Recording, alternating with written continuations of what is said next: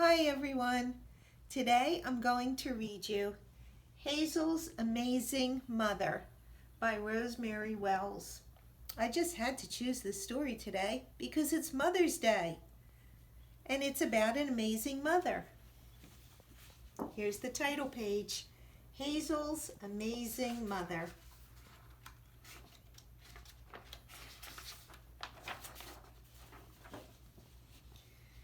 Hazel's mother gave Hazel a nickel and a kiss and said, "Buy something nice for our picnic." "I will," said Hazel, and she wheeled Eleanor's carriage down the street. This is her dolly, Eleanor. Hazel stopped to help the mailman. "I see Eleanor has new shoes," said the mailman. "My mother made them," said Hazel. Eleanor's shoes were sky blue silk. "Good morning," said the policeman. "I see Eleanor has a new dress." "My mother made it," said Hazel. Eleanor's dress was calico with French lace trim. "Such a pretty doll," said the baker. "My mother made her," said Hazel. The baker gave Hazel a buttercream rose. Hazel bought 2 cookies from the baker, one for herself and one for Eleanor. But since Eleanor couldn't open her mouth, Hazel ate them both.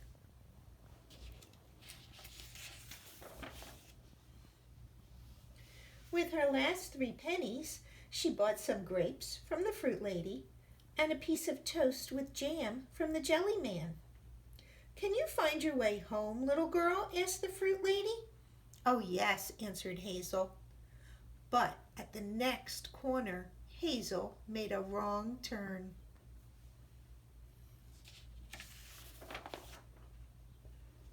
After that, she took another wrong turn and another until she found herself on a lonely hilltop in a part of town where she had never been before.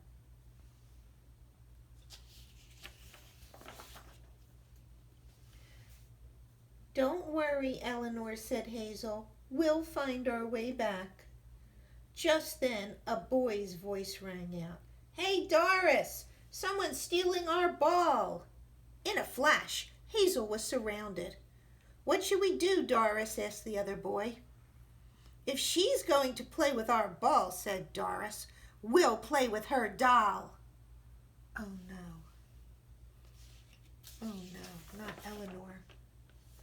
Eleanor was tossed from hand to hand. Off came her blue silk shoes. "Stop!" Hazel shouted. Higher and farther they threw her. Off came her calico dress. Out came her stuffing.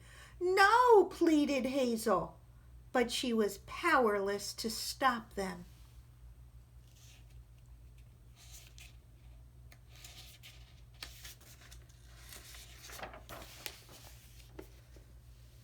When they had finished with her, Eleanor was little more than a rag. "Eleanor, my poor Eleanor," said Hazel. "Let's ride that carriage down the hill," said Doris. Hazel rocked poor ruined Eleanor in her arms. She heard the carriage splash into the pond at the bottom of the hill. "Oh, Mother," she cried. "Mother, I need you."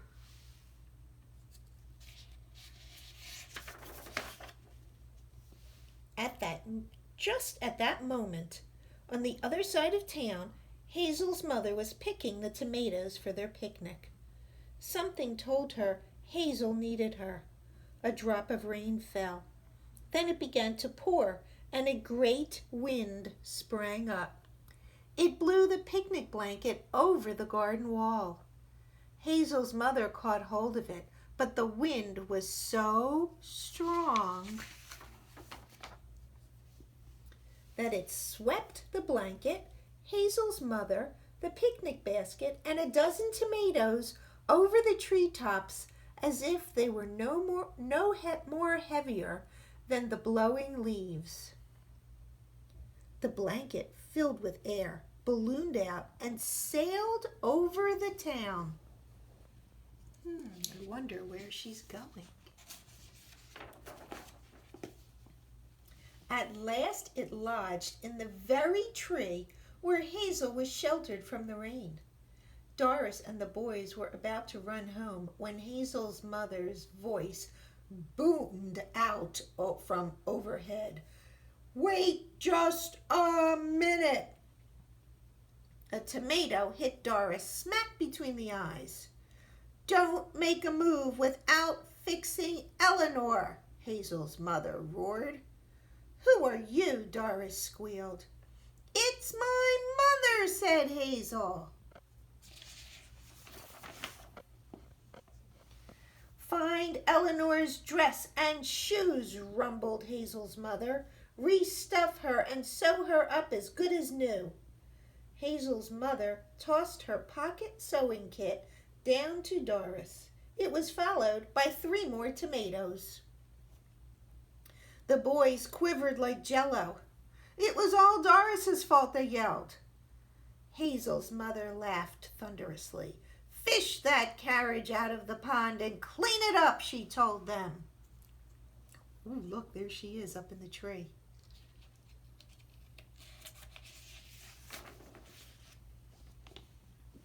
The boys scrubbed feverishly. Doris sewed like a machine. Above them, the sun came out and the clouds slipped away. Eleanor's carriage worked without a squeak. Eleanor was perfect except for her eyes, which Doris could not find in the grass. The moment Doris and the boys left, Hazel's mother dropped to the ground.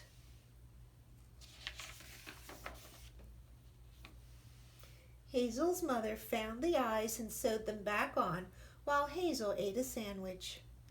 "Oh, Mother," said Hazel, "how did you do it?" "It must have been the power of love," said Hazel's mother.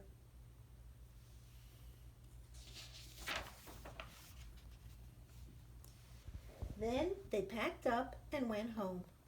Hazel took 2 ladyfinger cookies, one for herself and one for Eleanor. But since Eleanor couldn't open her mouth, Hazel ate them both. The power of love.